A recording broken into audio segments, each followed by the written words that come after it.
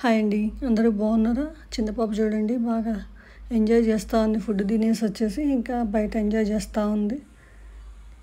ఇది మనం south Indian food taste చేయడానికి వచ్చామండి. కేరళ కర్రీ హౌస్కి వచ్చాము. ఇది బయట వ్యూ అండి. అందరు తినేసి బయటకు వస్తున్నారు. మనం లోపలికి వెళ్దాము, లోపల ఎలా ఉంటుందో చూద్దాము.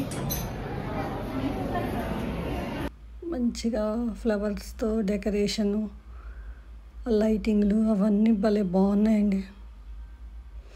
కెనడాలో ఎక్కడ ఏ రెస్టారెంట్లో అయినా అన్నీ బాగుంటాయండి. నీట్గా భలే ఉంటాయి, బాగా మెయింటైన్ చేస్తారు. మేము ఎక్కువ శాతం మన తెలుగు రెస్టారెంట్లకే వెళ్ళామండి.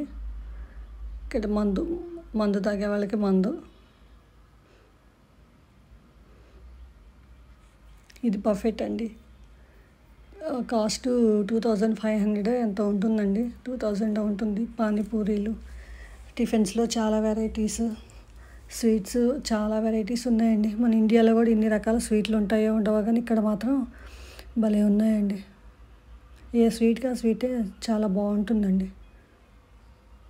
ప్లేట్స్ చూడండి భలే అందంగా ఉన్నాయి. పూర్ణాలు ఏమో అంటారండి, అవన్నీ చాలా వెరైటీస్ ఉండే. మీరు చూస్తున్నారుగా, మీరే ఏంటో ఆలోచించండి వాటి పేర్లు ఏంటో. చికెన్స్లో చాలా వెరైటీలు, సమోసాలు, వైట్ రైస్లు,